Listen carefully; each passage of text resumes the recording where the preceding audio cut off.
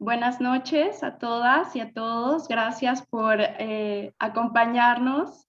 Somos la Asociación Mexicana de Arquitectas y Urbanistas AMAU. Yo soy la arquitecta Laura Aranda, presidenta de la asociación, y con mucho gusto les presentamos nuestro equipo editorial de la revista AMAU, esta conferencia por la doctora Carla Philipp Narciso. Bienvenida a nuestra ponente. Les dejo con la ingeniera arquitecta Dulce María Chávez, que es la directora general de nuestra revista. Adelante. Muchas gracias. Buenas noches a todos. Nos da mucho gusto saludarlos y les informamos que nuestra revista, gracias a Dios, ya tiene más cobertura en diferentes países, por lo que te agradecemos mucho tu difusión. Y como sabes, somos un grupo de arquitectas que trabajamos con mucho gusto en forma altruista, generando una revista de gran calidad.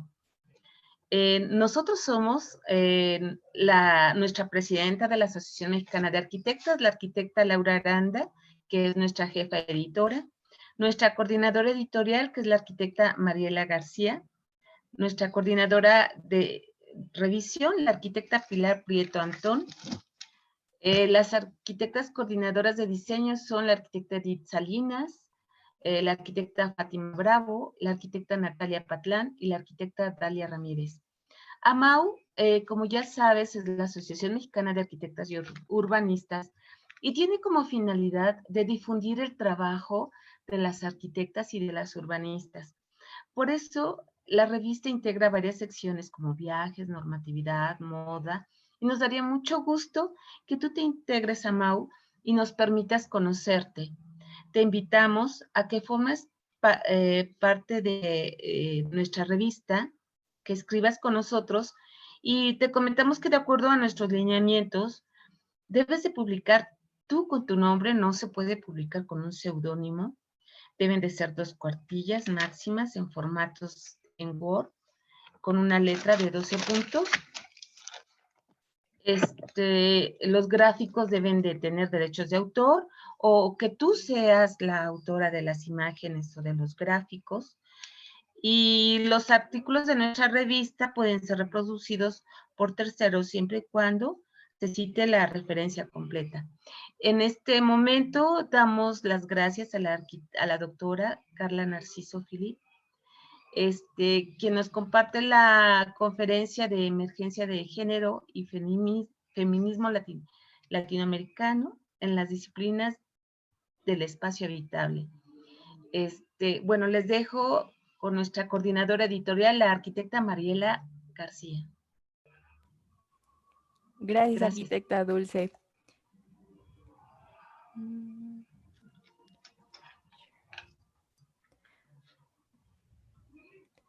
Bueno, rápidamente les vamos a hacer la presentación de la revista. Esta revista 5 es un número especial para todas nosotras, ya que es la primera de nuestro segundo año desde que iniciamos su publicación.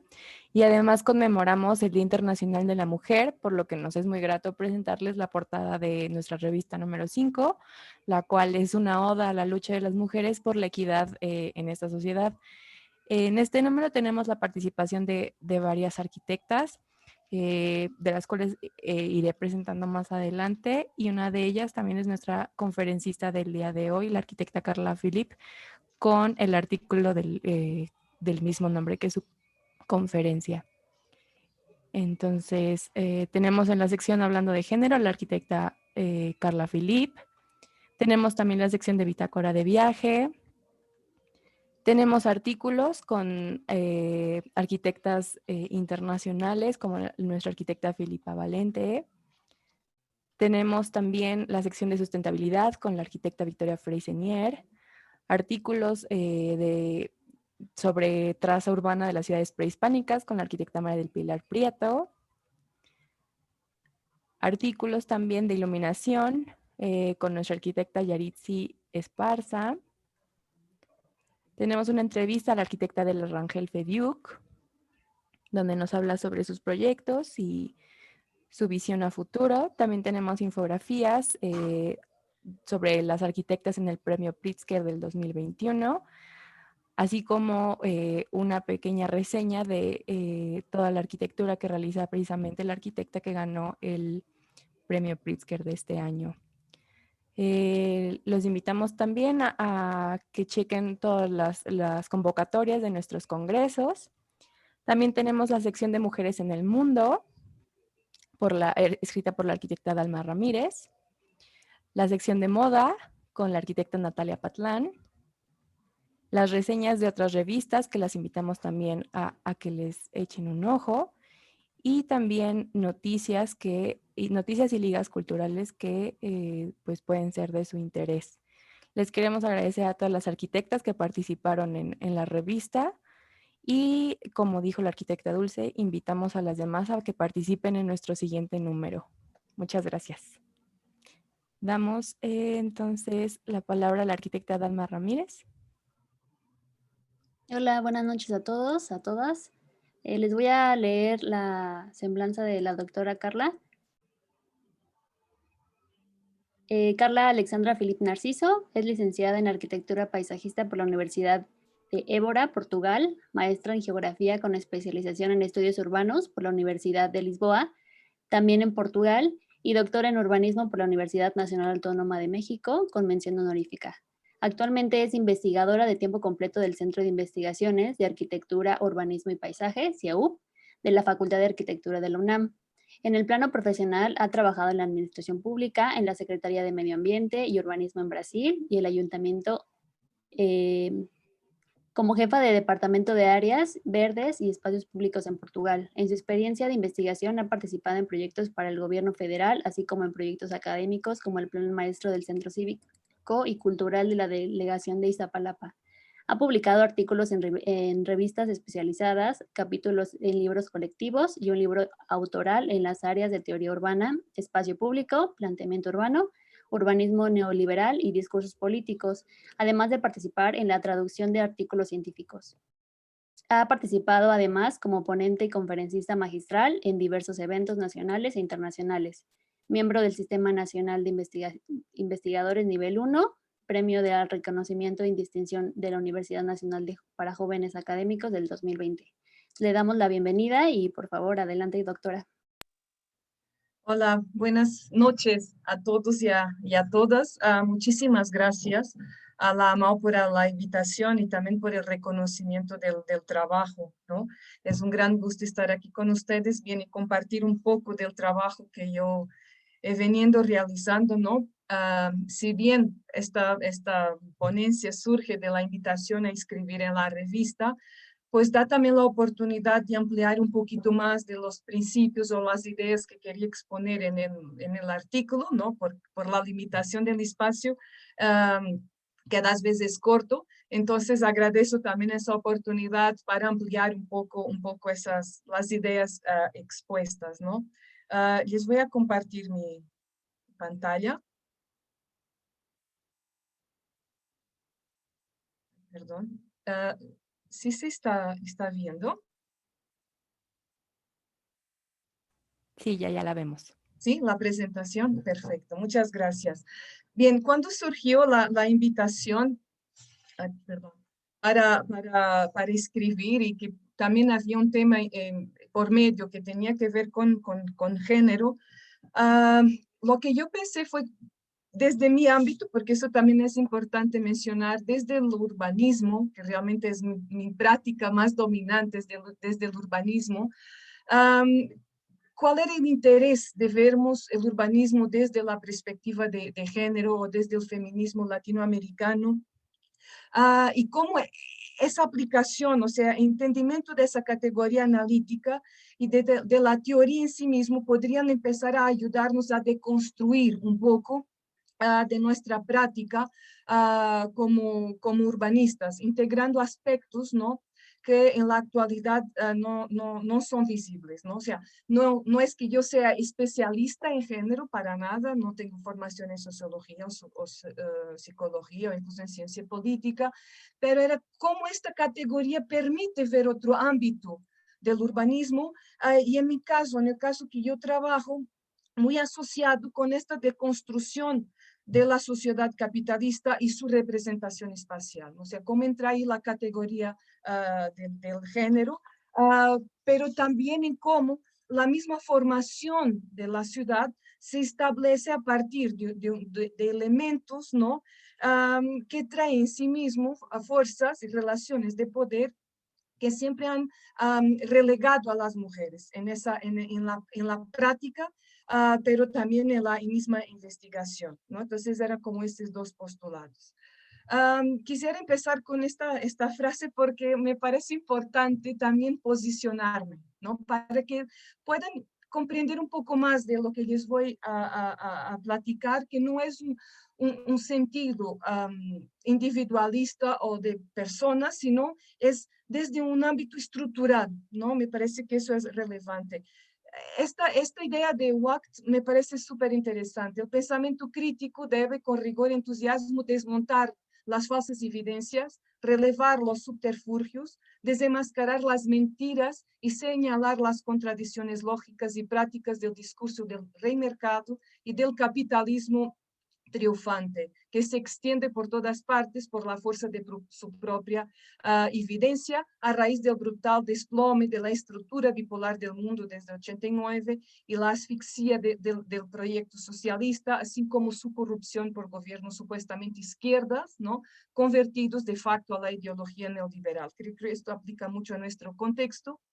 Asimismo, creo que esta cita de Sevedio me parece extremadamente relevante, ¿no? Hacer crítica es denunciar a la democracia capitalista, me parece que esto entre comillas interesante, que falsea la realidad y crea a través de la ideología dominante valores inmersos y inmersas, que son valores de relación, valores de clase, valores de género, valores sociales, de familia, de religión y de comportamientos, ¿no? Valores que nos inducen a la alienación y que se reflejan en otras variables en la arquitectura. Entonces, me parece que eso es importante. Si queremos realmente ser críticos, tenemos que denunciar una estructura que está por detrás, que hace que se perpetúen ciertos padecimientos estructurales, ¿no? En lo cual hemos estado subsumidas, ¿no? En términos no solo desde de la práctica, de la producción del conocimiento en el quehacer de la arquitectura y del urbanismo y en la forma misma de hacer ciudad, ¿no? En el caso que yo más he trabajado es desde el ámbito, desde el espacio público. Y a partir del momento en que yo empiezo a adentrarme más en el ámbito de la teoría política feminista, empiezo a darme cuenta de cómo este gran concepto, que parece que es como esta panacea de todos los males, al fin y al cabo es un concepto que tiene una carga ideológica muy fuerte y que se ha de alguna manera también constituido como una práctica que se dice emergente o como alternativa, ¿no? A un modelo supuestamente neoliberal. Pero que sin embargo, cuando vemos la configuración histórica de este concepto, nos damos cuenta que en realidad lo que estamos haciendo es reproduciendo una misma estructura patriarcal que ha estado en la base de la configuración de las ciudades. Y eso, en el caso actual, ha ganado mayor ímpetu con esta configuración de este concepto, ¿no? Y que ha sido marcado en el ámbito de los discursos políticos como de la misma política en sí mismo, ¿no? Entonces, lo que yo he buscado es desconstruir una forma de pensamiento hegemónica partiendo del ámbito del espacio público al integrarle la categoría de género y al integrarle la teoría política feminista. Y eso es lo que me ha permitido hacer una ruta crítica en relación a lo que les quiero exponer al día de hoy, ¿no? Quiero empezar por esta imagen porque me parece muy relevante y muy representativa del ámbito de desconexión que existe entre la práctica profesional y entre la toma de decisiones en términos del ámbito de quién construye la ciudad, ¿no? Y el papel que tiene la mujer, la imagen de la derecha me parece todavía más fuerte, el papel que tiene la mujer en la toma de decisiones. Esto es un acuerdo de colaboración entre SIDATU y la ONU, y el papel de la mujer en esta toma de decisiones, a excepción de alguien que está en la mesa, hay un dominio permanente del hombre, pero hay la mujer tiene el papel únicamente de la decana, ¿no? Esta imagen también me parece muy representativa y ahora van a entender por qué, porque nos muestra cómo se ha ido construyendo y por qué se ha ido construyendo las discusiones y la forma en la cual se ha ido construyendo el urbano y la ciudad. Este es muy reciente, obviamente que esto no es para nada personal, ni tiene nada que ver con un trabajo, pero realmente creo que nos deberíamos cuestionar sobre cómo se están llevando a cabo los grandes debates sobre lo futuro de las ciudades y quién los está llevando a cabo, ¿no? Considerando que hay una emergencia en términos internacionales que se establece a partir incluso de la misma ONU sobre la equidad de género, y cuando lo vemos en términos de la práctica, hay una ausencia total de ello, ¿no? Esto fueron algunas notas que saqué de un periódico que también me parecieron muy representativas. Y entonces estas imágenes me llevan a esta referencia que hace Aristóteles, ¿no? El macho es superior por naturaleza y la hembra inferior, uno gobierna y la otra es gobernada. Este principio de necesidad se extiende a toda la humanidad.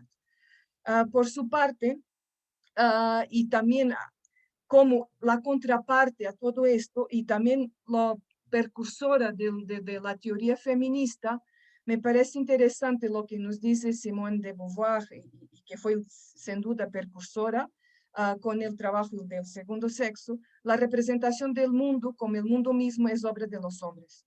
Lo describe desde su propio punto de vista, que confunden con la verdad absoluta. Y esta misma que traigo aquí, que me parece muy relevante, a veces me ha irritado en el discurso de discusiones abstractas escuchar que los hombres me decían, usted piensa tal cosa porque es una mujer, pero yo sabía que mi única defensa era contestar, la pienso porque es verdadera. Y esto claramente se establece como los pilares sobre los que se ha desarrollado la teoría feminista, y que posteriormente en los años 60, 70, con la tercera ola del feminismo, sí se apropia de esta sentencia que también nos trae Simone de Beauvoir: la mujer se hace, no nace, ¿no? Y con ello se empieza a cuestionar las teorías biologicistas de Occidente, y pues que por millones de años, esto desde la cultura clásica hasta el pensamiento medieval y hasta la ilustración, que es donde yo quiero después hacer más énfasis, es en el ámbito de la ilustración, porque me parece muy representativo como el ámbito de corte en la configuración tanto de la sociedad capitalista, pero como esto se va materializando en el urbano, ¿no? Como esta ideología de sociedad se materializa en el urbano, que habían estado presentes naturalizando la desigualdad entre los sexos, y esto viene también de una crisis de la representación. En los años 80, con la revolución cultural, pues emerge la voz de las mujeres y se empieza a generar una serie de iniciativas teóricas y de índole social que ponen en el centro de la cuestión a la ciudad y el espacio como la materialización de las relaciones de poder, y sobre los cuales las mujeres han estado subsumidas, y esto en términos de su práctica cotidiana y de su vida misma, ¿no? Pero sin embargo, me parece ser que aún estamos muy lejos de tener una incidencia territorial pues que puede invertir esta situación de dominación y control que el propio sistema hegemónico nos ha inculcado y construido como seres productivos y reproductivos a distintas escalas. ¿Y eso por qué? Porque no podemos obviar que estamos bajo un sistema colonial hegemónico, ¿no? Y que estamos construidos y construidos a partir de elementos que no son nuestros, pero que vienen desde Occidente. No hay una imposición, ¿no?, que aquí reproducimos, aun cuando no hay una correlación en términos del territorio, en términos del espacio.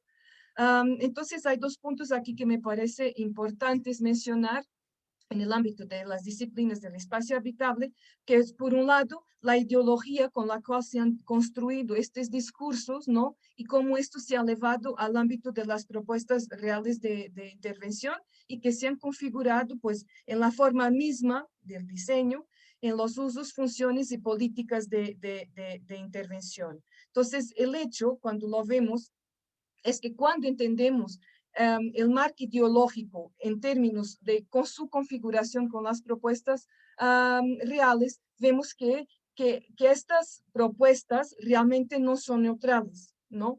Pero que responde a valores y roles que excluyen a las mujeres de diferentes formas bajo un sistema patriarcal, ¿no?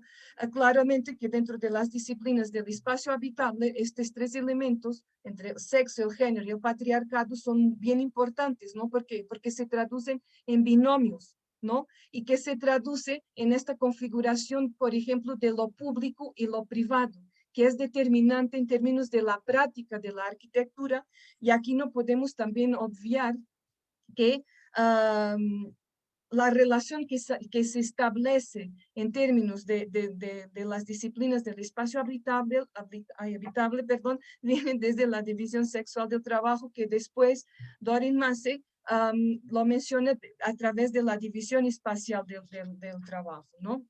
Entonces, en este sentido, teniendo estos dos binomios que son fundamentales en términos de la práctica, de la configuración del espacio bajo este sistema patriarcal, pues lo que hace es que ello organiza las relaciones que se dan, y son relaciones de poder que se dan en el espacio, ¿no? Y establece una jerarquía, ¿no? Que está implícita en los diferentes roles que cada uno de ellos tiene, y aquí es muy importante porque categoriza el feminismo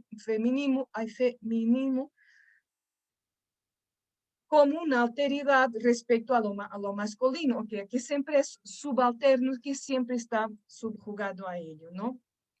Entonces, esto me parece importante también mencionar, considerando en estos binomios, que la construcción del género, al igual que la construcción de la raza o de la clase, se ha definido como en función del sujeto absoluto de referencia. Y es a partir de este referente que se construye, ¿no? Es importante comprender lo que nos dice Gregorio Gil, que el androcentrismo a lo largo de los ciclos ha implicado un sesgo que hace inválida la supuesta neutralidad de la producción y transmisión del conocimiento desde sus orígenes, ¿no? Esta presunta objetividad científica fue por primera vez puesta en cuestión por la crisis de la representación de los años 60, que viene desde el ámbito de las feministas, desde el trabajo de Simone de Beauvoir, ¿no? También es importante mencionar, como les decía hace poco, que esta configuración diferencial pues se establece a partir de la división del trabajo entre hombres y mujeres, ¿no? Y que siempre se organizó a partir de la división de los espacios, ¿no? Y por eso me parece muy interesante la propuesta de Dorin Massey cuando habla de la división espacial del trabajo, que me parece a mí que es mucho más, me parece que es un término que más adecuado en el sentido de la importancia que tiene el espacio, ¿no? En establecer relaciones de dominio y relaciones de subordinación, ¿no? Entonces, lo que nos dice Sevedo en este sentido es que se trata entonces de repensar el espacio, tanto el público como el privado, para que este no esté generado por roles establecidos en función de los sexos, sino por opciones individuales. Pero claramente que en este caso, y traducido en términos de la división espacial del trabajo, esto no tiene solo que ver solo con el ámbito del trabajo, con el ámbito de la fábrica. Claramente que esto tiene que ver con todos los ámbitos de la vida cotidiana, o sea, que va desde la casa hasta la misma práctica cotidiana en lo público, ¿no? Esto me parece muy interesante, que nos dice Del Valle, Dorin Massey, que la construcción de los espacios que habitamos tiene un sentido cultural, del mismo modo que la producción del conocimiento, y por lo tanto no es neutro, ¿no? Su diseño se limita, jerarquiza y valora desde las estructuras de poder androcéntricas, ¿no? Como dice Dorin Massey, parte de una identidad cultural masculina y perpetúa en consecuencia en sistemas de dominación. Me parece que esta imagen es muy representativa de ello, ¿no? Entonces hay dos puntos que me parecen muy relevantes como puntos de inflexión desde donde yo estoy partiendo. Yo lo dividí como desde la práctica profesional y desde la producción misma del conocimiento, que está, pues esto siempre enmarcado, ¿no? Dentro de las disciplinas del espacio habitable. Yo lo considero desde la arquitectura, lo urbanismo, pero también considero desde la arquitectura de paisaje. Desde la práctica profesional es que siempre el negado derecho a la educación, ¿no? A que las mujeres no tienen las mismas oportunidades de educación que los hombres. Lo que habla de Simone de Beauvoir de la alteridad, que hay una invisibilidad de la mujer, ¿no? Desde de las formas de producción y reproducción. Las escalas de la mirada patriarcal en el ámbito de las disciplinas del espacio habitable, y aquí yo les recomiendo que lean este texto de Denise Scott, ¿no? Que fue la compañera de Venturi, que ella habla justo de eso, del sexismo que existe en el sistema estelar de la arquitectura y cómo las mujeres han siempre estado como en la parte de atrás, ¿no? Que nunca han aparecido. La división sexual del trabajo en la arquitectura, o sea que las mujeres establecen tareas de soporte únicamente, y aquí podemos hablar que siempre están más asociadas en el caso de la arquitectura, por ejemplo, al diseño de los muebles, al diseño de interiores, ¿no? Pero nunca en términos de la decisión de la configuración de la ciudad misma, por ejemplo, ¿no? La falta de representación en espacios de poder, lo que reconocemos como los techos de cristal, y en términos de la producción del conocimiento, pues hay un sesgo androcentrista de los historiadores de la arquitectura que nos cuentan una historia universal, y pues la historia no es universal. ¿Por qué? Porque está contada justo por esta figura hegemónica, ¿no? Entonces, claramente que ahí hay un sesgo importante porque es una mirada que se da sobre la historia de la producción arquitectónica y del urbanismo mismo, ¿no? Y la crisis de la representación. Aquí me parece muy interesante lo que nos dice María Ángeles Durán. Ella es socióloga, me parece. Una persona muy interesante que yo recomiendo que puedan leer. Yo tuve la oportunidad de tomar un curso con ella y me fue bastante grato, que ella menciona, la ciudad no es un regalo gratuito legado por nuestros antecesores. Al contrario, se ha producido socialmente y la ha hecho nacer grupos sociales específicos para fines igualmente específicos. Si la ciencia de hoy ha nacido de la ciencia que hubo y ya está condicionando la ciencia que habrá, la tarea de recuperar críticamente la historia y el proyecto futuro de la ciencia no admite espera. O sea, ello nos invita a una reflexión inmediata. Incluso siendo socióloga, tiene un trabajo muy interesante sobre la ciudad. Se llama La ciudad compartida, que os recomiendo que puedan también leer. Entonces, esto me lleva a dos principios, que es los principios que yo cuestiono o pongo en cuestionamiento en el artículo. El primero es la necesidad de incorporar las cuestiones de género y las formas alternas de pensar el espacio construido desde el feminismo situado y auténtico. ¿Y esto qué quiero decir? Que tiene que ver desde un feminismo que comprenda las relaciones que se establecen territorialmente, que tampoco podemos estar pensando en las formas que nos han establecido como las hegemónicas o occidentales. No, tenemos que entenderlo desde nuestro contexto y las diferentes prácticas y luchas que se llevan a cabo, por ejemplo, en el caso de México y de América Latina. Eso me parece determinante. Y el segundo, pues que va muy de la mano con el primero, es cuestionar las formas hegemónicas en las cuales seguimos reproduciendo los discursos occidentales de la modernidad a partir de la concepción analítica de los conceptos que poco o nada tienen que ver con nuestra realidad latinoamericana. Y esto me ha llevado a cuestionar en particular la acepción hegemónica del espacio público. Para mí esta categoría en la actualidad ha sido determinante. Y ha sido determinante por dos aspectos. La primera, porque si ustedes se dan cuenta, se ha vuelto se ha vuelto determinante en los discursos políticos y en los proyectos políticos, pero también en académicos, ¿no? Entonces, esto me llevó a cuestionar por qué tanta importancia se está dando a este concepto del espacio público. Pero el hecho es que se está utilizando incluso desde la misma, sí, desde, ¿cómo decirnos? Desde de los estudios de género, pongámoslo así, me parece más correcto, también con poca claridad, o si se quiere, se está cuestionando sobre la concepción que estamos utilizando del espacio público. Y ahí sí me parece que es importante reflexionar y cuestionar, ¿no? El espacio público, pues traducido en este discurso ideológico de legitimidad político-social, ¿no? Y que ha permitido una reconfiguración del urbano en el sistema capitalista de acumulación, ¿no? Pero que a su vez se traduce en una materialización de la ideología. O sea, no es lo mismo hablarnos de espacio público que hablarnos de espacio público urbano o de espacios verdes públicos, porque eso implica una concretización real, ¿no? Y el espacio público como tal es una abstracción, ¿no? Y entonces, como abstracción, permite configurar una serie de ideologías, ¿no? Que a su vez lo que han llevado es un control y dominación. Y esto aquí me parece, a través de este esquema, quizás pueda quedar un poco más claro, es que esta configuración del espacio público, como lo conocemos, pues viene desde la esfera pública, ¿no?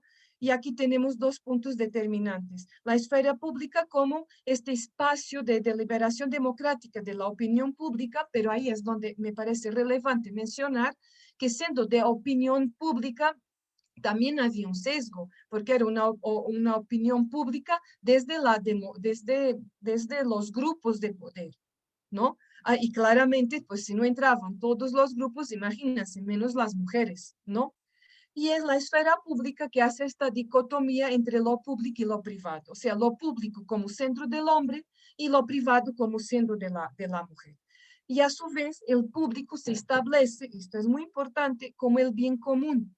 Si bien la deliberación democrática se establece a partir de la realidad social, la dicotomía entre lo público y lo privado se establece en términos de lo que representa el interés público. Entonces, esto es muy importante, porque si a la mujer se le atribuye el rol del privado, a partir del momento que ella entra dentro de lo público, se vuelve un bien común, se vuelve de interés público, que nos pasa con el hombre. Y por eso se establece una criminalización de la mujer cuando se encuentra dentro de lo público, porque no es su espacio, porque no se ha construido hacia ella. Y esto genera mucha permisividad, ¿no? Por eso esta cautela en términos del espacio público. Pero este público se materializa, se eleva a lo urbano, o sea, esta configuración de la realidad social, ¿no? Y también de lo establecimiento de la mujer, ¿no? No es que sea solo en términos, en este sentido, del dominio ideológico, no, se materializa, ¿no? Y se materializa a través de ¿qué? De los proyectos de renovación, recualificación y recuperación urbana, a través de la recuperación de espacios públicos, a partir de los corredores terciarios, a partir de esta disyunción entre centro y periferia, ¿no? Entonces la mujer se ve todavía más restringida a partir de ciertas formas materiales que la van segregando todavía más, ¿no? Esto yo lo denominaba como geografías de poder y reproducción de formas de dominación. Entonces, ¿cómo podemos llegar a entender la importancia del género y la praxis discursiva patriarcal actual del espacio público y la reestructuración del urbano? Aquí, como ya les decía, que me parecía importante, es entenderlo como desde el concepto mismo, ¿no? Del género, ¿no? Cómo que se establece esta configuración de género a partir de este sujeto de referencia, ¿no? Y a partir de un sujeto central de cultura, lo cual implica, y esto es muy importante, un proceso de selección y en consecuencia de exclusión, que se materializa aquí en esto, ¿no? Para que empezamos a ver la importancia que tiene lo urbano en términos de la materialidad de la ideología, ¿no? Exclusión social, discriminación, ¿no? Y que se puede explicar por razones de raza, de pobreza, de orientación sexual, de discapacidad y o de género, ¿no? Que esto a su vez, pensando en esta estructura y empezando a partir del momento que la mujer entra, se establece de interés público, ¿no? Cómo se van constituyendo procesos de violencia, ¿no? y que es justo parte de esta disociación que el mismo género está constituyendo, ¿no? Y esta violencia es lo que permea la estructura de las relaciones sociales, ¿no? Y estas relaciones sociales son reguladas, ¿no? Y son reguladas por normas que establecen la forma en cómo tú debes actuar, ¿no? Y actuar, no se olviden de eso, a partir de la configuración siempre de lo público, ¿no? Entonces, la realidad social es, por tanto, una construcción cotidiana en donde la persona y la sociedad interactúan y se supone que se configura un ser social, ¿no? Como les decía, estas mismas relaciones sociales, a partir del momento que están reguladas por normas, están establecidas por fuerzas de poder, ¿no? Y es la interacción y la interacción de ese poder produce espacios, porque si no se materializa, pues no se puede, ¿cómo decir? No se puede llevar a cabo. Creo que esto no sería bien la palabra, pero la ideología en el abstracto es difícil de perpetuar. Es mucho más imponente cuando se materializa, ¿no? Esta interacción de poder, como decía, produce espacios, ¿no? Que tienen como objetivo satisfacer las necesidades que supone estas interacciones, ¿no? Y estas relaciones de poder, pues son relaciones económicas, políticas o de producción, pues donde están obviamente la producción de espacios habitables a distintas escalas. Y aquí es muy importante mencionar que estas relaciones, pues, no, de poder son relaciones de género, ¿no? También son de raza, también son de etnia, pero el caso que nos ocupa son relaciones de género y que ubican a las mujeres en espacios de subordinación, ¿no? Entonces, esto me parece interesante. Lo que dice McDowell es un trabajo muy interesante que tiene ella, que habla, los espacios surgen de las relaciones de poder. Las relaciones de poder establecen las normas y las normas definen los límites que son tanto sociales como espaciales, porque determinan quién pertenece al lugar y quién queda excluido, así como la situación o emplazamiento de una determinada experiencia. Entonces, el espacio es la materialización de las relaciones de poder, es la materialización de estos valores culturales que están establecidos a partir de este canon, ¿no? Bien, estos valores se traducen en la estructuración del espacio, segregación, ¿no? Desigualdad social, ¿no? Entonces, lo que nos dice también McDowell es que el espacio no es neutro, del mismo modo que, como hemos visto, no lo es la producción de la teoría de la arquitectura. Se trata de un constructo cultural que surge de las relaciones de poder y las relaciones de poder, pues como les decía, establecen normas. También Ángeles Durán, que en este libro que les comento, menciona que la arquitectura y el urbanismo están atravesados de la misma contradicción metodológica que las ciencias sociales y humanas, ¿no? Pero la ordenación o jerarquía de estos espacios únicamente puede hacerse si se conoce el modo en que se va a vivir dentro. Entonces, el arquitecto no puede limitarse a los materiales y las formas cuando proyecta, subordina su obra a un sentido, incluso cuando no es consciente de ello. En todas las construcciones hay un sentido implícito, una idea generatriz a la que debe servir el espacio, ¿no? ¿No? Siempre hay un sentido en la configuración del espacio, ¿no? En este sentido, pues ya vimos claramente la importancia que tienen las infraestructuras urbanas, la organización espacial como fijadores, ¿no? Fijadores de relaciones de poder.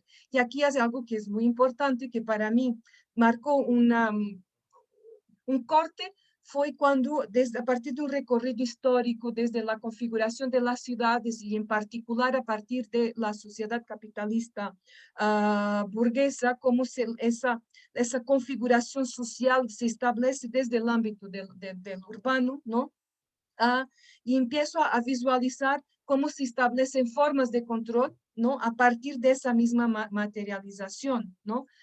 Y lo más interesante que he podido visualizar es cómo cada vez que hay un cambio de poder o un cambio de modelo de reestructuración del patrón de acumulación de capital, se establece a partir de este urbanismo que se estableció como el urbanismo moderno que viene desde la sociedad capitalista burguesa, ¿no? Y que siempre hay una configuración a partir de esta idea del orden, de la limpieza, del desarrollo, ¿no?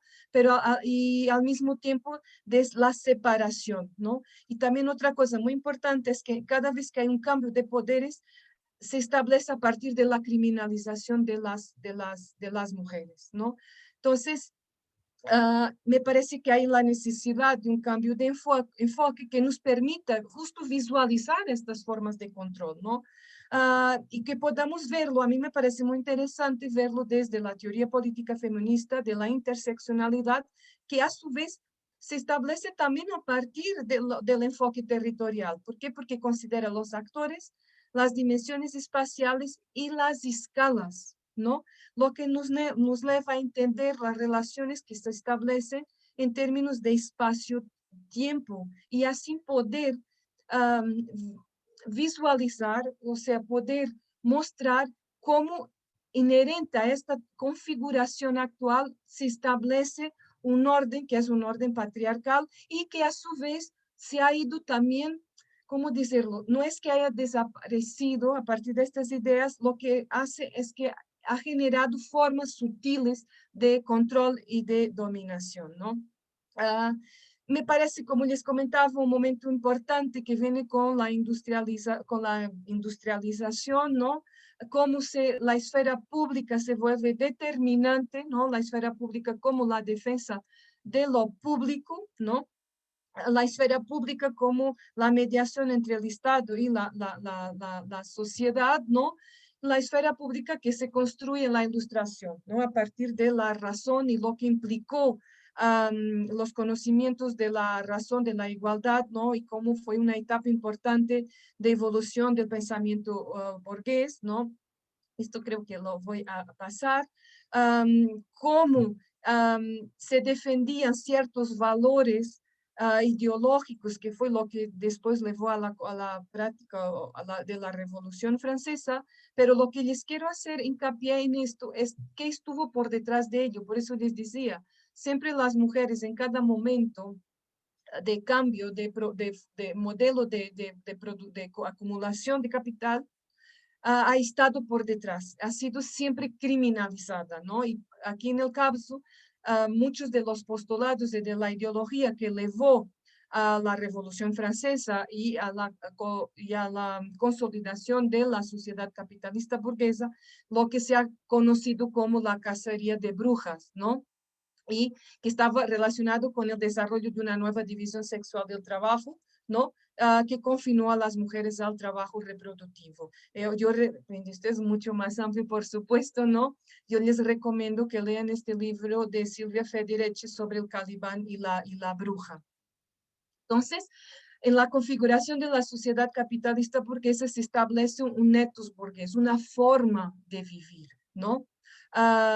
Hay una reestructuración, una reorganización del territorio, del espacio, la creación de la urbe y la creación de la sociedad civil, o sea, lo que representaba ser civilizado y a su vez ser un ciudadano que pueda sufrir de esta nueva urbe, ¿no? Esta idea del urbanitas, del ser civilizado, ¿no?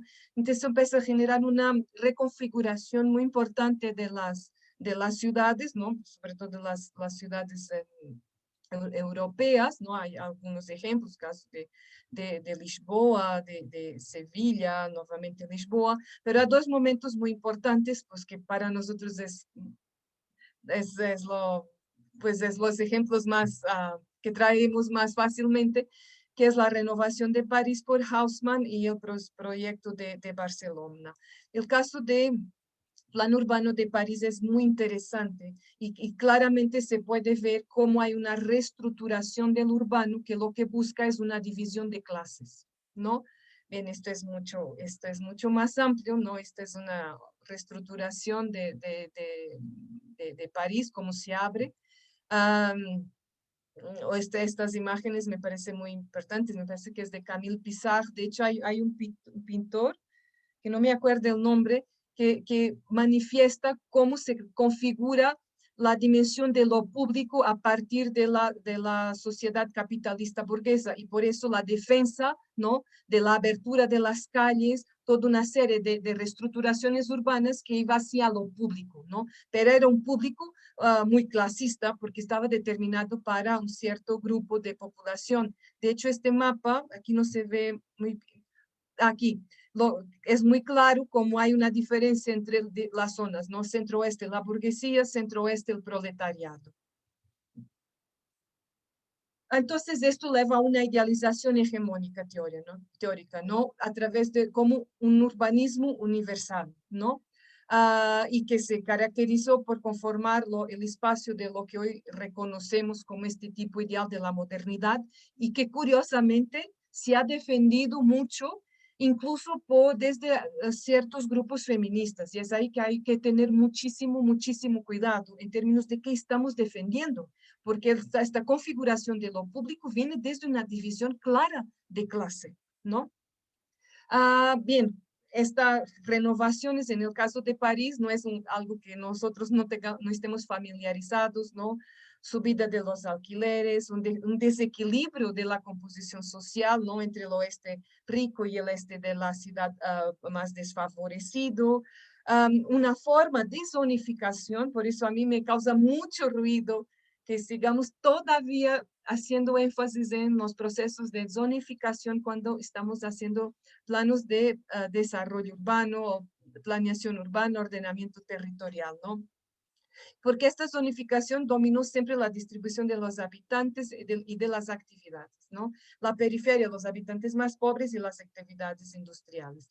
Y aquí es muy interesante porque cuando miramos el boulevard como el espacio público, ¿no?, ¿qué vimos? ¿Qué es esta estructura tipológica configurada como el espacio público, ¿no? Pero que tiene una carga ideológica muy importante. O sea, son construidos como espacios públicos para facilitar la protección del Estado, de la propiedad privada burguesa, generar enclaves que permiten el dominio militar, que son espacios de expresión política, y hay una búsqueda de riqueza y de poder, ¿no?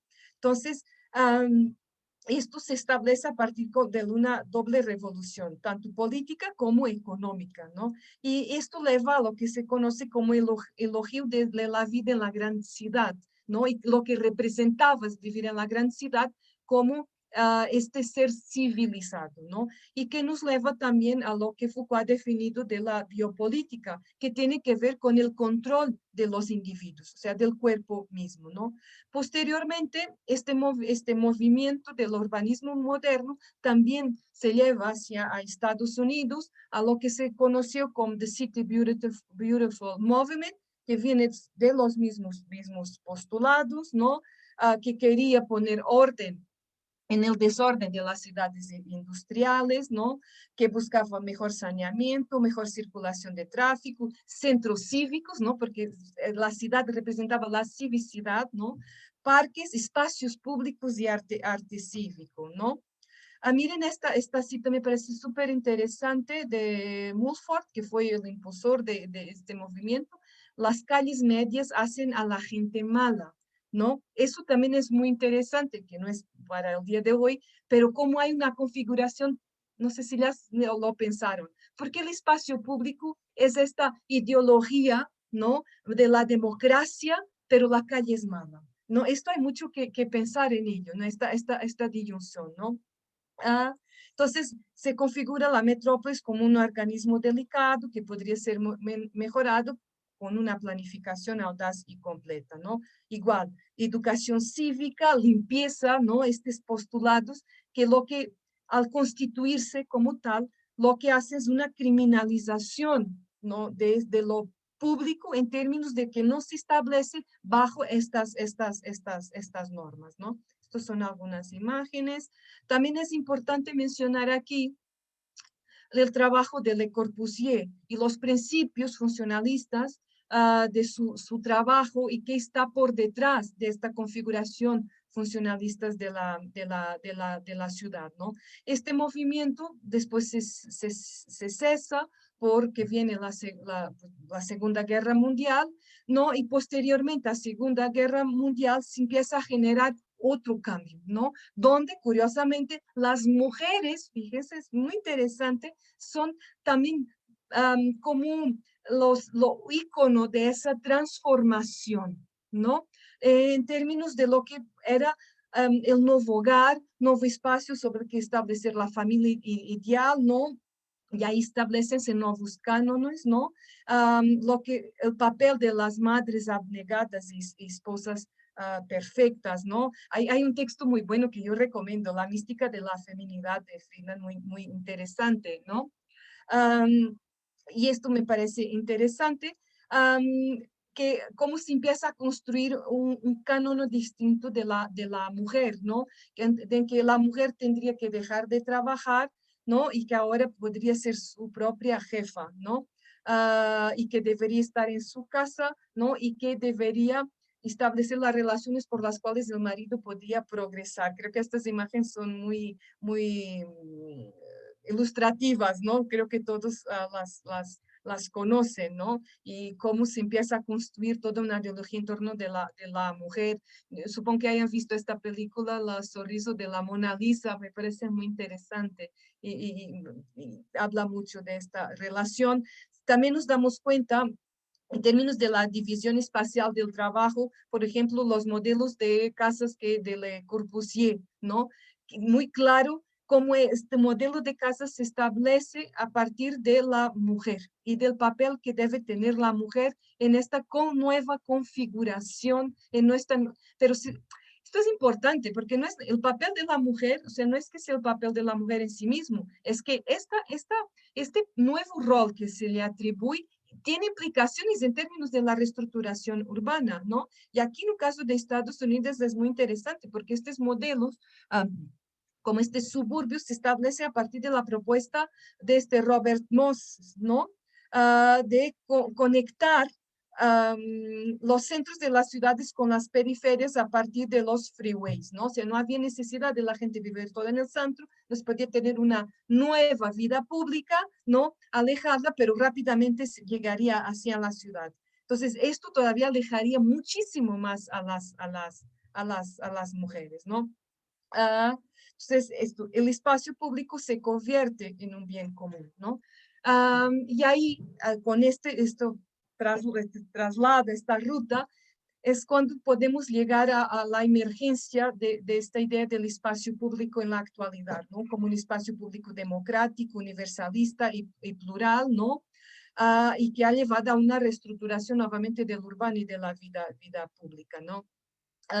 Pero lo que se ha visto es que realmente este espacio público como esta configuración nunca existió, ¿no? Veamos desde los postulados de la reestructuración urbana que vienen desde Haussmann, ¿no? Hasta la actualidad, que toda esta reestructuración lo que ha sido es un marco legitimador de prácticas geopolíticas y discursos hegemónicos, ¿no? Donde las estructuras urbanas y el desarrollo urbanístico en contextos de dominación y dependencia se han vuelto muy importantes, sobre todo en regímenes políticos progresistas y democráticos en el caso de América Latina. Y no es que sea porque sea algo desde adentro, no, sino porque es algo que estamos tomando desde Occidente, ¿no? Entonces, esta condición de transformación y reestructuración de urbano que hace una criminalización de la mujer, ciudades construidas por hombres para hombres, en este canon, formas que dominan y controlan, ¿no? Los mismos modelos urbanos y formas discursivas demagógicas, ¿no? Entre el discursivo ideológico y la praxis real, ¿no? Y también el protagonismo de los marcos internacionales y la falta de vinculación como parte de un sistema integral de planeación. Entonces, aquí es donde me parece importante los aportes que se han generado desde el urbanismo feminista. ¿Y eso por qué? ¿No? Ay, perdón. Porque hace visible esa diferenciación que se ha establecido en la historia de la planificación urbana, ¿no? Y nos menciona que la categoría del género permite deshacer estos supuestos que han marcado la teoría y la práctica, ¿no? Tres ejes conceptuales fundamentales, ¿no? Que también ya lo hemos mostrado. Las ciudades están configuradas de manera patriarcal y machista. La organización de las ciudades puede favorecer la discriminación hacia la mujer y que es preciso modificar todo aquello de las ciudades que favorece esa misma discriminación. Yo me estuve buscando, claro que esto tiene un sesgo, por supuesto, que se ha estado haciendo en el ámbito del urbanismo y de la arquitectura en términos de tener impacto en la planeación, el urbanismo, en el diseño urbano. Encontré algunas cosas interesantes, muchas cosas que sí efectivamente vienen desde Occidente, perdóneme, pero ya hay algunos elementos, manual para la planificación y diseños urbanos con perspectiva de género del Banco Mundial.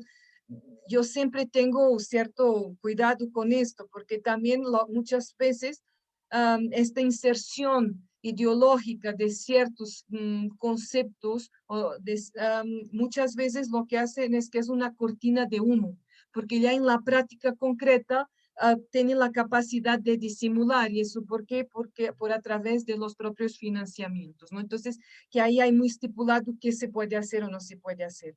Los propios objetivos de la ONU, ¿no?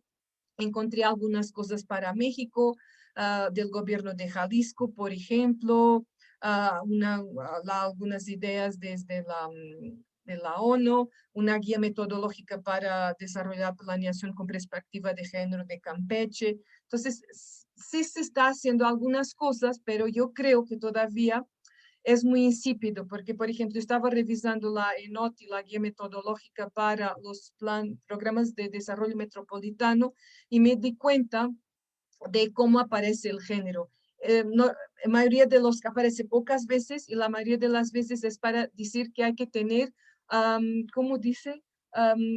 Una cuantificación de género. O sea, tienen que participar hombres por mujeres como por igual, pero no hace todavía incidencia en cómo debe establecer la perspectiva de género en términos de una configuración multiescalar dentro del sistema de planeación, ¿no? Y lo que no queremos es esto, ¿no? O sea, yo creo que entender la perspectiva de género en el marco de la planeación no es dividir, ¿no? Por el hecho de que hay espacios exclusivos para la mujer, esto no es integrar, esto es dividir, es zonificar, ¿no? Entonces, ya para ir cerrando, ¿cómo entra la idea del feminismo latinoamericano en esto? El feminismo latinoamericano nos da la posibilidad de desconstruir el racismo de sus preocupaciones centrales, el heterocentrismo de su visión de los cuerpos sexuados en la organización social y la aceptación supina de categorías de análisis provenientes de los feminismos occidentales, ¿no? Creo que esto es muy importante, esta desconstrucción, ¿no? Encontré un texto muy interesante de Gargallo que dice: el colonialismo europeo ha marcado a América Latina con cicatrices profundas. En su mayoría es un continente católico, se rige por una economía de mercado determinada por un centro externo a la región y su estructura social es patriarcal, racista y discriminadora, ¿no? Y esto ha sido también postulado de muchos grupos feministas desde Latinoamérica, grupos de feministas alternos, porque tienen un trabajo muy diferenciado en términos de sus prácticas, de sus comunidades, ¿no?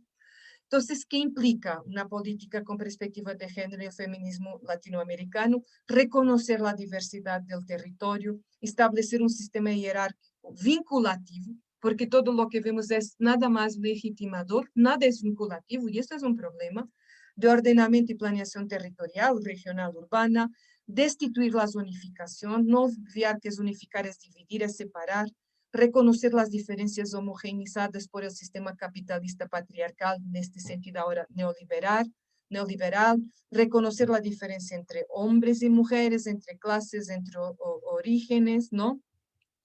Aquí también me pareció esto importante, o sea, que solo desde el análisis de la pobreza y la desigualdad como frutos de un colonialismo capitalista que se necesitaba, también se puede desconfigurar este establecimiento de estos cánones, de estos patrones culturales que nos imponen, establecer directrices, lineamientos que integren todas las escalas del ordenamiento y la planeación, con desconstruir la hegemonía occidental del conocimiento y establecer conceptos desde los lugares, ¿no?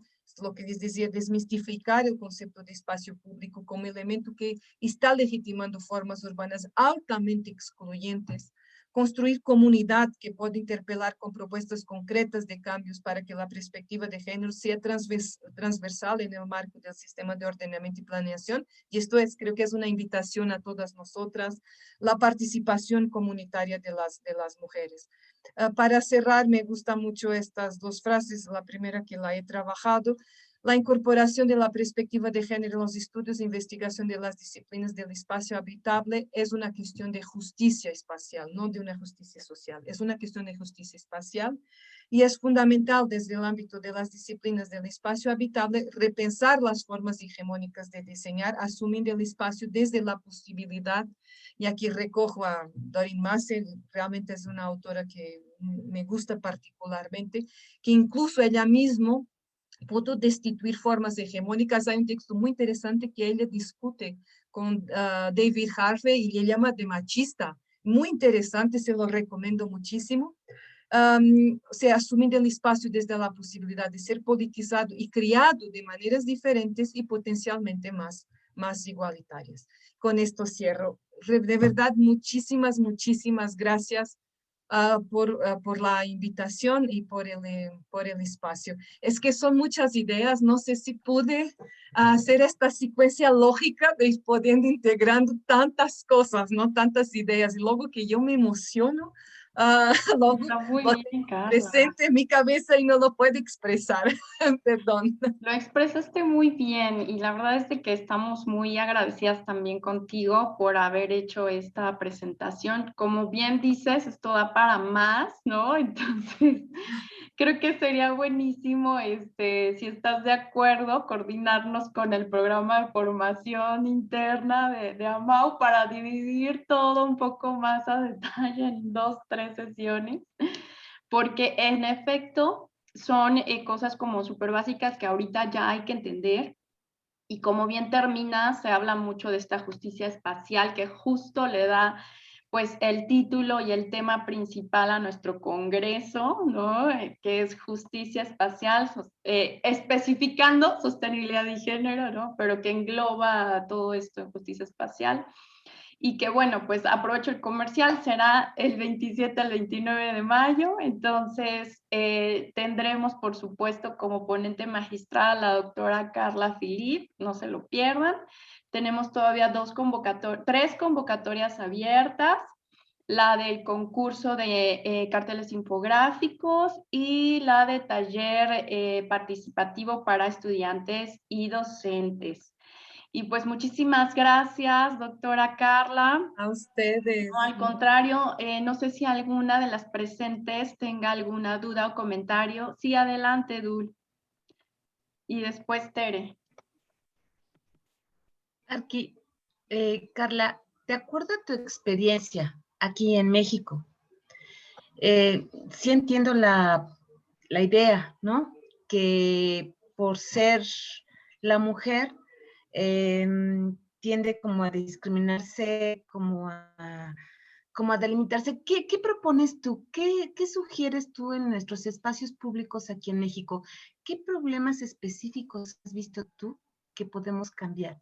Dentro de ¿qué es lo que constantemente se repite en nuestros espacios? ¿Qué errores hemos tenido?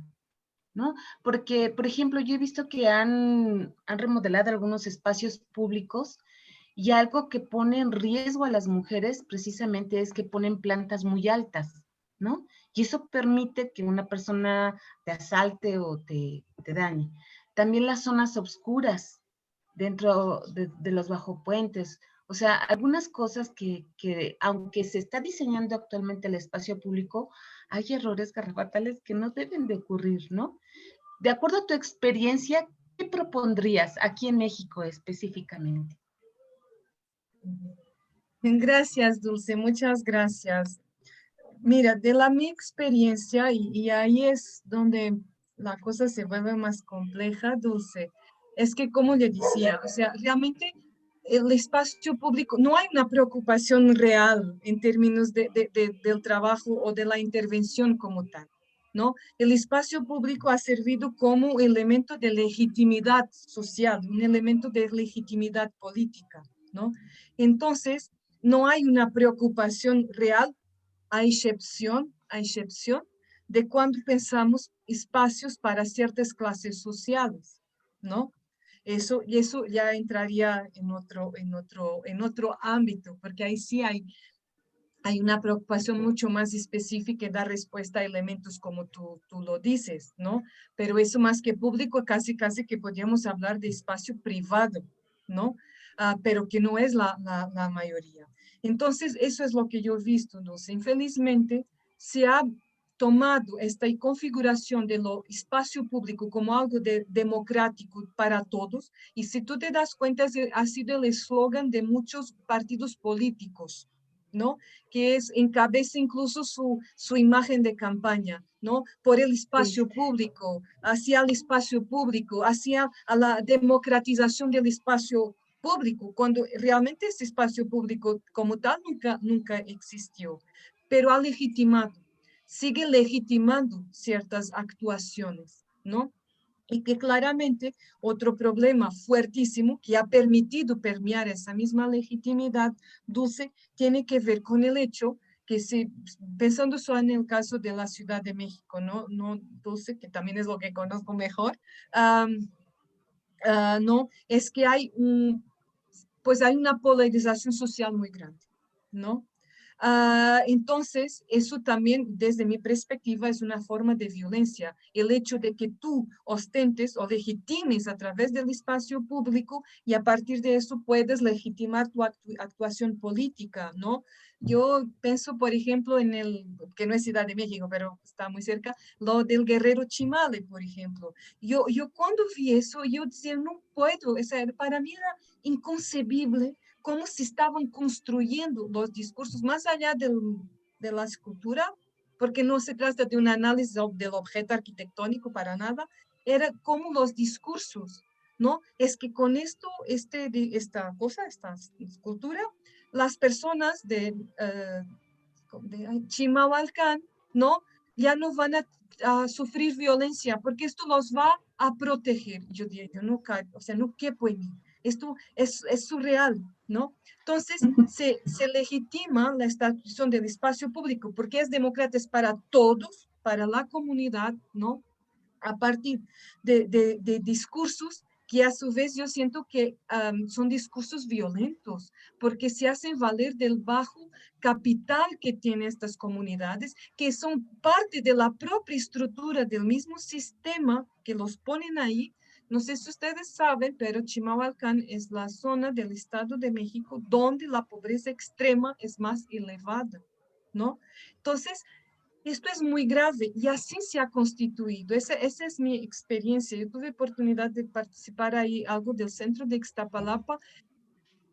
Ay, Dulce, fue tan difícil, pero tan difícil, ay, te lo juro.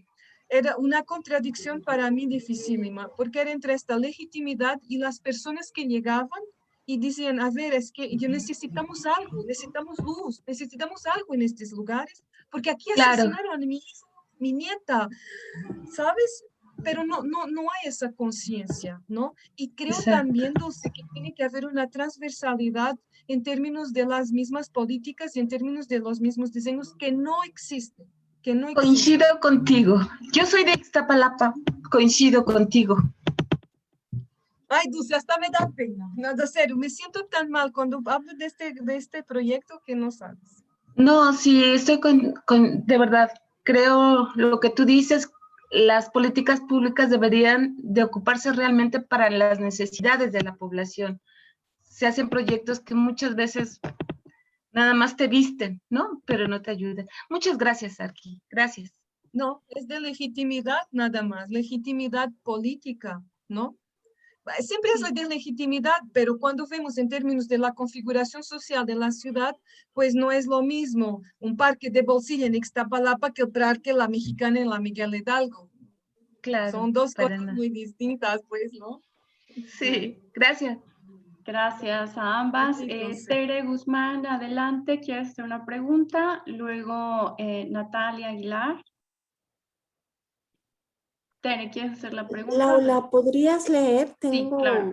inestable mi conexión. Okay. Sí, quisiera poder leer. Dice, ¿en qué forma se pueden generar y consolidar ejes transversales en los planes de estudio de las carreras enfocadas al espacio habitable? ¿Cómo se pueden integrar, Tere? Pues yo creo a partir de, porque es que esto debería estar implícito en todo, desde dentro del plan de estudios, en todo lo que se está constituyendo y construyendo tendría que estar, ¿no? Tendría que estar bibliografía, tendría que estar apartados, ¿no? Porque está implícito, tiene que estar implícito, no es parte de. Si nos damos cuenta, ha determinado, ¿no? Una reproducción que ha sido hegemónica, ¿no? Entonces, ¿cómo vamos, si no, ¿cómo decirlo? Si no introducimos puntos diferenciales, pues siempre se va haciendo lo mismo, siempre se va reproduciendo lo mismo, ¿no? Ahí hay otra cosa súper importante, Tere, que es cómo, ahí es una pregunta al mismo tiempo, ¿no? Tere, es muy difícil ¿cómo decir? Romper ciertas formas estructurales que nos han impuesto como la forma idealizada de construir y de pasar el conocimiento, ¿no? Y también eso se establece a partir de ciertos cánones que no llevan a la reflexión, sino más bien llevan a reproducciones. Entonces, ahí está el clavo también, Tere. No solo dentro de los contenidos de los planos de estudio, sino también quién está estableciendo, quién está enseñando.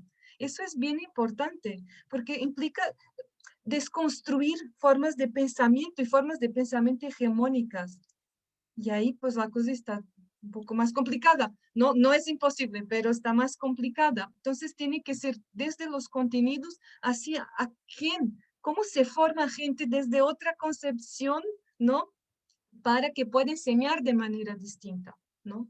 Y no esté enseñando, en caso del urbanismo, pues justo la planeación tradicional, ¿no? Que tampoco la estratégica es muy diferente, pero no, esa es la otra cortina de humo. Pero no podemos hacer eso, ¿no? Porque eso nos lleva a considerar el espacio como límites, ¿no? A mí me parece súper interesante el programa de mejoramiento urbano, pero cuando lo visualizamos a fondo, yo le encuentro esto, Tere, es un programa que se establece a partir de una zonificación, o sea, no hay entendimiento integral del todo, ¿no? Entonces, pues claramente ya estaba habiendo problemas de espacios que estaban siendo vandalizados, por supuesto. Entonces, ¿cómo es que invertimos dinero federal, dinero público, pues con después los municipios no tienen la capacidad de gestionarlos, ¿no? Y que además están completamente fuera de los contextos de las necesidades de la gente, ¿no? Entonces, esto es muy fuerte. Ay, no, Claro. yo me emociono y luego hablo mucho. Nati, Perdón. ¿quieres hacer la pregunta? Adelante. A usted, Gracias. A usted. Muy buenas tardes, noches ya. La verdad es que me encantó tu enfoque histórico del análisis del desarrollo de las ciudades y de esta cuestión dominante. En este continente tenemos un fenómeno muy curioso, que la gente, bueno, por ser colonia, desplazaron todas las costumbres prehispánicas. Nosotros tuvimos cerca de unos 20,000 años de matriarcado en este continente. De hecho, yo tuve la suerte de conocer varios pueblos de matriarcado y pueblos de pescadores en Guerrero, y verdaderamente una armonía increíble con las mujeres, la forma en que trabajan, la forma en que se desplazan, en la forma en que imparten justicia. Son reliquias del pasado. Estos pueblos casi han desaparecido por la fuerza de la urbanización que también has descrito. Creo que hay que evocar esta vena que traemos nosotras de historia para retomar esa sabiduría, esa presencia de responsabilidad, porque bueno, efectivamente las mujeres mantenían el orden y tenían un carácter muy fuerte, tenían también un físico fuerte, porque sí se van, ellas son las que salen a pescar en la mañana, a las 4 o 5 de la mañana salen a pescar, van con su pescado, lo venden en el mercado, regresan con la masa, hacen todos los trabajos que ahora vemos que los hombres hacen. Ellas lo hacían y creo que no estamos tan distantes de esa capacidad de toma de decisión y de responsabilidad. Creo que el problema ha surgido a la hora de que nos restan importancia y a la hora de la colonia, que estoy muy de acuerdo, hay que descolonizarse y quiero puntualizar de qué nos vamos a desconstruir. O sea, la colonia viene a ser un parásito, es un grupo de personas ociosas que esclavizan a las demás personas. Entonces tenemos que acabar con esta clase ociosa que se ha ido enquistando en todos los ámbitos de nuestro continente. Es meramente una señalización. Creo que tenemos el potencial de nuestra historia, de nuestro bagaje, nuestro legado ancestral latente. Es cosa de evocarlo y ponerlo en práctica, y creo que con la presencia de todas las que estamos aquí es patente. Muchas gracias. Muchas gracias, Lucía. Creo que era un poco esa la invitación también, ¿no? Que tenemos el potencial, ¿no? El capital para hacerlo, ¿no? Y creo que, yo creo que este es un proceso que no es individual, ¿no? Esto es un proceso totalmente colectivo. Y ha habido intervenciones, ha habido cosas interesantes. Sí, sí es cierto que desde allá, el caso de Cataluña es bastante interesante. Lo que se está haciendo ahora en Francia también me parece relevante. Pero son colectivos de mujeres, ¿no? Y nosotros tenemos justo lo que usted decía, tenemos antecedentes, antecesoras y gente que está trabajando, mujeres que están trabajando, en el caso sí, de América Latina, en el caso de México, en defensa de sus territorios, que llevan un trabajo realmente importantísimo. Yo tuve oportunidad, me estoy intentando acordar del nombre, pero no me acuerdo, que está en Baja California, un poquito abajo de Tijuana, un grupo pues indígena, que hay una parte en Tijuana, en la Baja California, y otra parte está en Estados Unidos, en California, pero pues ya vimos que con legislaciones y defensas de su territorio muy distintas. Y quien encabeza ese movimiento es una mujer, ¿no? Y fue bien interesante, porque justo cuando yo estuve con ellos, nos tocó ver cómo una constructora, o mejor, perdónenme, cómo estaba una excavadora de una constructora dentro ya de ese territorio excavando para construir. Y entonces, ¿qué había pasado? El mismo poder político le dijo, tú ve, empieza a excavar y después te regularizamos. Entonces, la señora ahí con la batuta moviendo sus gentes para ir a sacarlos, ¿no? Entonces, ahí está ese antecedente, ahí está, ¿no? Y creo yo que efectivamente es un trabajo colectivo, ¿no? Esto no es individual, esto no puede ser individual. Pero hay ese capital, tenemos ese antecedente, tenemos esa historia, Lucía. Nos animan mucho estas historias. Mariela, adelante. Gracias, muchas gracias, doctora Carla. Estuvo muy interesante. Tengo muchísimas dudas, preguntas, respuestas, todo. Entonces creo que más bien es como para robarte y irnos a tomar un café o algo. Pero Eso sí estaría bien. Mira, sí. pareciendo que no creo que la pandemia también nos ha limitado en ese sentido, lo cual me ha Sí. hecho cuestionar muchas cosas, Mariela. Cada Sí. vez estamos más lejos unos de los otros. Sí. Cada vez estamos más separados, ¿no? O sea, Completamente. hasta para eso, aunque sea que vayamos a tomar un café tú allá y yo acá, la gente ya no quiere. O sea, Ujú. no, está muy raro eso, ¿no? Sí. Cada vez estamos más lejos, más Sí, lejos. definitivamente. Y creo que de ahí va un poco mis preguntas. Desde que nos presentaste tu artículo en la revista, dijiste algo que me hizo como mucho sentido, mucho ruido, porque nos decías de los metrobuses, de cómo los dividen de rosas y pues todo lo demás, ¿no? Y una piensa, pues está bien, es mi espacio y pues aquí me quedo, ¿no? Y aquí estoy segura. Y precisamente eso no es incluir, eso no es incluyente, eso es dividir precisamente. Y creo que de ahí, y digo, siempre lo he dicho, que la raíz de todo tiene que ser la educación.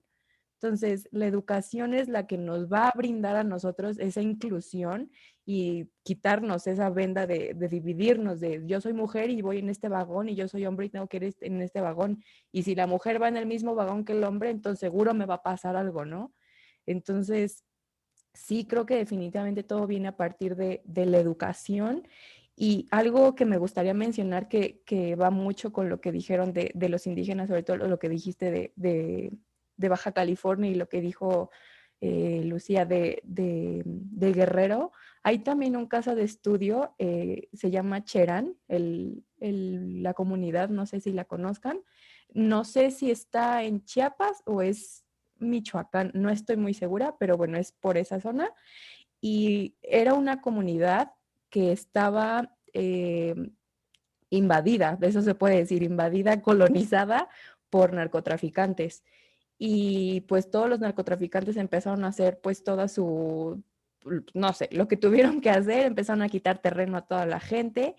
Y toda esta comunidad de Cherán es muy, tiene una cosmovisión muy arraigada a ellos, sus costumbres están muy arraigadas a esa cosmovisión y para ellos hay una laguna, bueno, es como un pozo gigante y esa agua es como sagrada para ellos. Y en cuanto a los narcotraficantes se empezaron a meter con ese pozo, las mujeres fueron las que dijeron, a ver, espérate, no, ¿qué estás haciendo? O sea, ya te estás, o sea, te puedes meter con mi tierra, con mi casa, lo que quieras, pero esto ya es, o sea, ya es algo espiritual, ya te estás metiendo más allá de. Y las mujeres fueron las que se levantaron y dijeron, hasta aquí, y nos contaban que cerraron literal todo el pueblo, lo bardearon y se pusieron todas las mujeres así con hachas, con palas, con lo que pudieron y de aquí no pasas y no vas a poder, o sea, no me vas a quitar, no me vas a quitar mi pozo, nada, o sea, ya de aquí ya hasta aquí llegamos, ¿no? Y nos platican que fue una noche súper intensa para ellas porque nadie las apoyó, pues todo el mundo tenía miedo, claro. Pero ya que vieron que, o sea, todos los demás vieron que sí se logró algo, que los narcotraficantes de verdad no pudieron hacer nada, ya todo el mundo se unió a las mujeres y a partir de ahí empezó la independización literal de Cherán en contra de los narcotraficantes. Entonces es un caso de estudio súper inspirador y sí, digo, nada más lo quería comentar. Muchas gracias. Sí, gracias, Mariela. Gracias. Un caso bien, bien interesante. Se me permite solo en relación al primero que comentabas. am, Bien, para mí, cuando vi los autobuses rosa, me chocó. De verdad que yo me sentí mal, yo me sentí ofendida, yo me sentí agredida. Porque yo no podía aceptar eso. Porque cuando estaba poniendo unos rosa, que las mujeres van ahí y los hombres van aquí, eso quiere decir que si tú algún día vas entre los hombres y te pasa algo, te van a criminalizar porque tú no estás en lo espacio que está hecho para ti. Y es Y tu eso es el culpa. problema de la división espacial, ¿no? Desde el género, porque permite la criminalización, ¿no? ¿Y por qué? ¿Por qué permite esa criminalización? Porque es lo que les comentaba, la mujer no es de lo público, las mujeres son de lo privado, y cuando se van hacia el público son un bien público, un bien común, entonces se le puede hacer lo que se les dé la gana, ¿no? Es de interés público, ¿no? Y más, cuando tú estás fragmentando y generando espacios, esta división del espacio, donde cada quien tiene que estar en cierto lugar, dándole este orden, si tú no estás dentro de ello, entonces eres sujeto criminal, ¿no? Porque no estás donde pertenece estar. Entonces, esto realmente no busca la evolución de una sociedad, o sea, lo que tú decías de la educación, no, para nada. O sea, estas estrategias lo que buscan es perpetuar la misma diferenciación de género, es perpetuar la violencia de género, ¿no? Y que además está legitimada te toca allá, aquí no te toca, ¿no? Esto es muy grave porque de verdad nunca vamos a evolucionar como sociedad si seguimos materializando esta división espacial porque es permisiva, porque criminaliza, ¿no? Hay un trabajo de Melissa Wright sobre la criminalización y los discursos públicos de la mujer pública, muy, muy interesante. Melissa Wright es una geógrafa que ha trabajado mucho en México, ha trabajado mucho en Ciudad Juárez, que yo siento, incluso ella está mucho más cercana que a nosotros, que habla sobre esa criminalización de la mujer pública, muy interesante, y tiene que ver con esto. Ella no habla desde el ámbito de lo espacial, por supuesto, porque no es urbanista, no es arquitecta, pero esa materialización es lo que permite llevar a cabo todavía más esa criminalización, ¿no? Eso es, no, yo me vuelvo loca, yo no puedo, ¿no? Todo un tema Para esto, mí me fue muy mal. porque creo Sí, que es todo un vamos tema, Laura. a dar paso a que Dalma nos comente qué se dice en Facebook, que justo creo que había un comentario también en ese sentido, ¿no? De esta división de la movilidad, de que decir, bueno, sí, no contribuye a la solución del problema, sin embargo, en esos espacios me siento segura. Entonces, como, sí, en qué momento fue como un, hasta aquí se separan porque este acoso es impermitible ya más, y decir, bueno, pues sí se separan, pero y luego, o sea, ajá, ¿qué sigue? ¿Qué sigue? ¿No? Es que es justo eso, ¿no? Si realmente estuviéramos trabajando en una educación, en una cultura de que sepan, a ver, eso no se hace, eso no Claro. es normal, ¿no? Que si la mujer va del lado que no le corresponde, no tiene por qué pasarle nada. Si trabajáramos en esa educación, entonces uno no tendría por qué sentirse mal o sentirse medio. Pues yo entiendo la pregunta, entiendo la Sí, o cuestión. acosadas, manoseadas y Exacto. de todo. Pues voy a de las mujeres porque ahí me siento segura. Cuando el punto es ese, o sea, no tendrías por qué sentirte Claro. insegura si no estás en lo de las mujeres. Es que si ustedes se dan cuenta, el simple hecho de que este esté pintado de colores diferentes ya genera miedo. Si eso mismo ya genera miedo, ¿no? Pues sí. Pero pues Dalma. Sí. entiendo. Bueno, pues aquí en los comentarios de Facebook ha estado un poco interactivo. Te felicitan mucho, Carla, por todo tu trabajo y toda la conferencia que nos gracias. diste, que para mí me pareció interesantísima y súper completa. También nos comentan que la revista aporta mucho valor, entonces les agradecemos mucho por el comentario. Hay una pregunta que dice, ¿cómo podría detallar cómo podemos ver en espacios tangibles, por ejemplo, una plaza pública, una planeación androcéntrica? Pregunta Fátima Noemí. Y si quieres la unimos con otra que dice, excelente conferencia. ¿De qué manera piensa usted, en base a su experiencia, que una sociedad puede comenzar con cambios reales para el desarrollo de una nueva sociedad que lleve a un urbanismo más equitativo? ¿Me puedes repetir la última, Dalma? Perdón, Sí. perdón. Dice, con base en su experiencia, ¿qué piensa usted que para una sociedad puede comenzar con cambios reales para el desarrollo de una nueva sociedad que lleve a un urbanismo más equitativo? Me pareció súper interesante porque creo que es casi la conclusión de tal vez de tu conferencia. Y hay otra que también parecida a lo de la separación de vagones, que como ya lo comentamos, pues precisamente no es la solución la división ni los colores ni dividir, pero que esta chica que comenta, Fátima Noemí también, dice que obviamente también se siente más segura ahí, que no es la idea, ¿verdad? Pero bueno, eso no soluciona el problema. Y Exacto. de ahí en fuera, puras felicitaciones por tu conferencia y muchas gracias. Muchas gracias. Muchas gracias a todos y a todas. Justo es el punto, o sea, es que no tendríamos por qué tener miedo, ¿no? Pasando primeramente por ahí, ¿no? Es lo que yo digo. Uno se sentiría más seguro, pero no tendría por qué pasar eso, ¿no? En otras sociedades eso no pasa, ¿no? A mí me llamó porque, pues, yo soy portuguesa, viví en Portugal muchos años, y cuando llego aquí vi eso, me asusté, les juro que me asusté. ¿Cómo que para mí no me cabía en mi cabeza cómo hacen esta división, ¿no? Bien, en relación a la primera pregunta, pues mira, hace rato Dulce de unos ejemplos importantísimos, ¿no? Por ejemplo, que no haya luz en los espacios, ¿no? Cuando se sabe que las mujeres tienen que circular, incluso para desplazarse, a veces hasta de sus trabajos, a tomar los transportes públicos para ir a su casa. Entonces, como eso no está planeado, ¿no? Porque las banquetas son más pequeñas, porque las banquetas no son más amplias, porque ponemos esos arbustos, por ejemplo, que son altos, ¿no?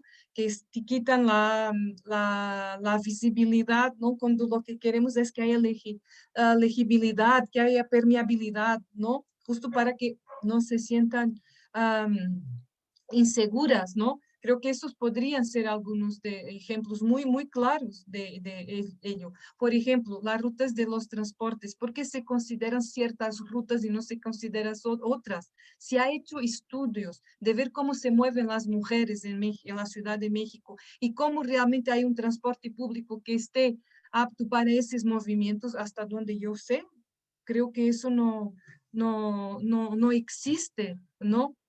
Entonces, hay una serie de elementos de que va desde de la misma movilidad hasta esta configuración que puede ser más específica, lo que decía Dulce, de que no haya luminarias, de que las banquetas sean muy pequeñas, que la división, eso a mí me súper ultrapasa. Esta zonificación de los mismos espacios públicos. ¿Cómo? No, el área de los ancianos, el área de los niños, el área de... No puede ser, no puede ser. Y miren, eso es un tema bastante interesante y que ahorita con la pandemia se ha vuelto todavía más interesante, porque la propuesta sería que los espacios no tienen que estar empullados de cosas, los espacios tienen que ser abiertos, ¿no? Y que no tienen que estar aquí los juegos de niños, aquí lo de no sé qué. No hagamos esa zonificación de los espacios. La zonificación separa, ¿no? Tenemos que dejar vacíos, tenemos que dejar aberturas, tenemos que dejar que todos puedan convivir con todos. Hay un espacio, ahora siendo muy concreta, muy específica, que a mí me gusta mucho, justo por eso. Y pues que es reconocido porque fue el trabajo de un arquitecto paisajista con una artista plástica, que se hizo en ese entonces, bien, yo conozco porque ella fue mi profesor, perdónenme, y que se hizo en Lisboa por cuenta de la Expo 98, que se llama el Jardín de la Ola, algo así se llama. No hay nada, es una composición del terreno con el césped. Entonces tú te puedes acostar, voltear, el espacio no tiene nada, pero tiene todo lo necesario que debe de tener, porque tú puedes apropiarte como tú quieras. Con mi abuelo me puedo sentar, al mismo tiempo puede estar ahí un niño dando la vuelta. Eso es lo que tenemos que pensar. Además es completamente abierto, ¿no? ¿No? Hasta ahora, por las cuestiones de la pandemia, me parece que es muy importante porque no estás confinando, estás abriendo, estando la posibilidad de hacer múltiples cosas, ¿no? Sin que estés separando ello, ¿no? Después la idea del urbanismo más equitativo, hay una parte que pasamos por la educación. Creo que Tere también tocó un tema muy importantísimo, o sea, demasiado importante, Tere, la cuestión de la educación. Pero la otra cosa, yo siento que sí hay que hacer mucha presión, ¿no? Demostrar la necesidad de hacer frentes comunes, ¿sabes? De establecer dentro del sistema de planeación, en términos de las diferentes escalas, cómo debe estar la perspectiva de género. Pero esto es muy importante, no puede ser solo legitimador, tiene que ser procesos vinculativos, obligatorios, tiene que ser norma, ¿no? Porque si no, oh, se pierde en el aire, ¿no? Esa es mi experiencia, ¿no? De los procesos legitimadores, pero que no vinculan, entonces ya se perdió ahí la cosa, ¿no? Claro, es correcto. Y fíjate, hay mucha inquietud sobre este tema, ¿no? De cómo normar para que esto suceda. Pero bueno, eso ya será el tema de una segunda charla. Por lo pronto, Carla, pues te agradecemos muchísimo tu tiempo, tu esfuerzo, tu pasión, que la verdad nos contagias. Y bueno, hemos hablado de tantas cosas que bueno. Entonces, Mariela, por favor, adelante. Queremos hacerte un pequeño reconocimiento. ¿Ahí ya lo ven? Sí. Ok. Oh, muchas gracias, muchísimas gracias. No, yo es que tengo que reconocer el trabajo que ustedes hacen, no, muchísimas gracias. Lo voy a leer para todos los que están viéndonos. La Asociación Mexicana de Arquitectas y Urbanistas AC otorga la presente constancia a la doctora Carla Alexandra Philipp Narciso por su participación y contribución a nuestra organización con su ponencia La emergencia del género y el feminismo latinoamericano en las disciplinas del espacio habitable, realizada de manera virtual el día de hoy en Ciudad de México, 21 de abril de 2021, y firma nuestra presidenta de la MAU, la arquitecta Laura Aranda Cortés. Muchas gracias, Carla. No, muchísimas gracias a ustedes. De verdad les agradezco de corazón, les agradezco. Y también a todos los que están asistiendo y todos y todas los comentarios y preguntas, porque siempre es muy rico, ¿no? Poder establecer estos diálogos, porque también lleva a que uno piense de otra manera, ¿no? Uno en el trabajo que hace de investigación a veces queda un poco más alejado de la praxis real, ¿no? Y eso es algo que para mí es muy importante, ¿no? Y que tengo que también ir trabajando en eso, la praxis real, para que realmente se pueda llevar al ámbito de los cambios en términos territoriales, ¿no? Eso es muy importante. De verdad, muchísimas gracias, les agradezco de corazón. No, al contrario, muchas gracias a ti y recordar pues a nuestro público que pueden leer el artículo de la doctora Carla Philipp en el número 5 de nuestra revista, que pueden encontrar tanto en nuestro sitio web como en nuestra página en ISU. ISU nos buscan como AMAU México o AMAU MX. Y también aprovecho para invitarles a nuestra próxima conferencia, que será el lunes 26 de abril a las 8 de la noche, de la maestra Angélica Muñoz Martín, sobre los acuerdos en las cumbres de la sustentabilidad, 33 años de historia que hay que recordar o en su defecto que conocer. Aprovechando que pues mañana es el Día de la Tierra, entonces pues bueno, seguro habrá muchas actividades y los esperamos el lunes 26. Muchas gracias, Carla, muchas gracias a nuestro equipo editorial, gracias a todas y a todos por su presencia. Gracias.